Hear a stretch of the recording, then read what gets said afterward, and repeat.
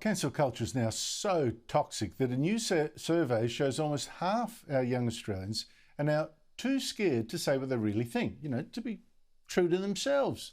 It's so sad. A report called Cancel Culture and Acceptance in Australia, it's by social demographer Mark McCrindle, surveyed more than 1,000 people across the country and found a really big shift, a disturbing one. Because just 2 years ago, half the people it surveyed then said they could still accept someone even if they didn't like some of their opinions. Half. Today, any such tolerance? Gone. Only 38% of Australians, not 50%, say they'll accept an individual regardless of their views. Now, this shift has made many people too scared to open their mouths, particularly in talking about social issues, values debates, abortion rights in the US, religious beliefs. How about just using plastic bags, yes or no? And this is particularly true of Australians in their 20s. This survey said 40% are increasingly self-censoring. And how can you blame them when they see the viciousness now aimed at even, Harry Potter author J.K. Rowling on transgender issues, or see comedians like Chris Lilly have episodes cancelled, or just look this week. Macy Gray, Grammy Award winner, goes on Piers Morgan's show, speaks her mind about trans women. I will say this, and everybody's going to hate me, but as a woman, just because you go change your parts doesn't make you a woman. Right. Sorry. Like, if you want me to call you a her, I will, because that's what you want. But that doesn't make you a woman just because I call you a her and just because you got a surgery.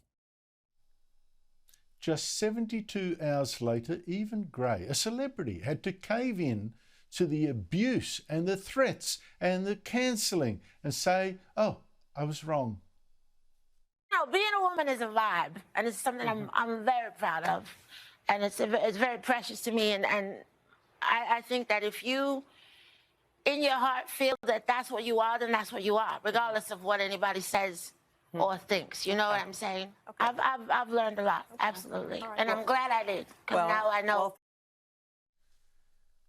Joining me is Sophie Elsworth, media writer for The Australian, and Caroline De Russo, lawyer, business owner and Sky News contributor. Caroline, I know this fear really well because one of my own children is absolutely paranoid about saying anything that can be used against them in social media. They're probably going to freak when they hear that I'm even saying this.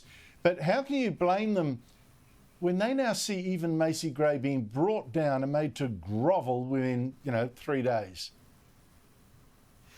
Well, you can't blame them, and you can't blame a great many people who are fearful of being honest in their opinions.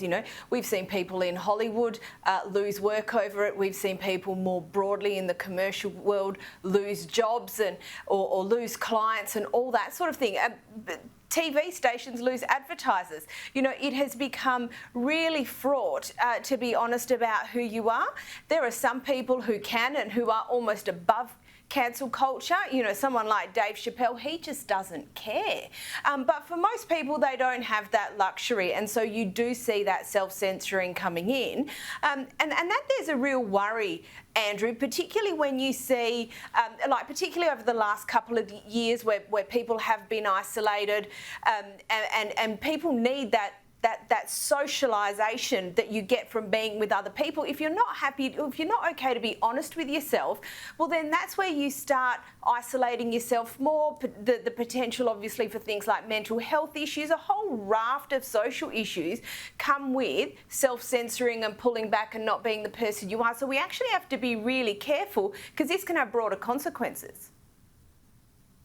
Well, yes, I think particularly cancel culture when it comes into the classrooms, as it does so often, inhibits learning. Children tell me, school children tell me, I just say what the teacher wants me to say because it's too scary not to. They're being turned into parrots, not daring to question anything. But Sophie, one of the things I admire about you and Caroline, you both say it as you see it, as far as I can tell. But what do you say to the people that say, look, I don't dare do that, the consequence will be too great, my business will be ruined, as Caroline suggested? It's not much good speaking your mind if your life is being destroyed on social media. Look, Andrew, I think it's a sad state of affairs that we cannot speak our mind. Many people in the community are petrified. They're worried about the ramifications. Like you say, if they're a business owner or someone with some sort of profile, they'll quickly be cancelled. There's this pack mentality where there's a social media pile-on, generally speaking, and then they're cancelled and often they're forced to apologise. That's just frightening in itself. I will put it this way, Andrew, when we talk on this show, I get lots of comments on social media, as I'm sure Caroline does, and a lot of them are quite vile. But when I walk down the street and someone pulls me up that has seen me commenting on certain issues, not one of them comes up and hurls abuse. And I think that says it all, that we have these keyboard cowards that really go for you. But would they have the guts, Andrew, to come up to you in the street and say it to your face? And more often than not, they don't. And I know you've had that situation a few years ago where you were attacked in the street. Shocking. But that is not very common. People are often too frightened to confront you and take you up on your views. They won't say it to your face. They'll just say it online. Oh, that's generally true, although I must say I've had several people come to my homes in the past in particular. So, you know, it can be quite unpleasant. I can imagine why some people think, I don't want any of that. How do you cope, Caroline?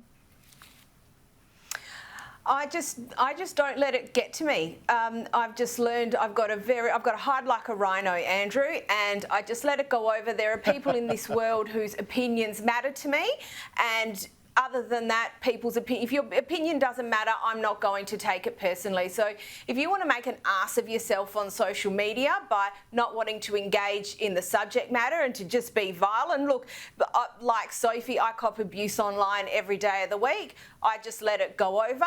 You know, I have the luxury of, I suppose for myself, you know, running my own business and being, in a sense, you know, that what I do in a commentary sense is really quite different to the rest of my life. So I managed to separate it.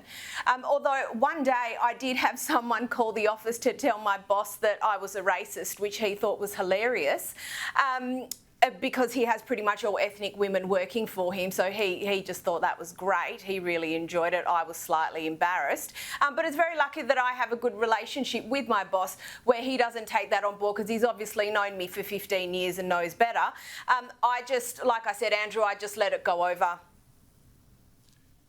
Yeah, but I've got to say, you know, I'm privileged working for the Murdoch empire. I know that they back their people to say what they think, whether it's left, right, centre, whatever.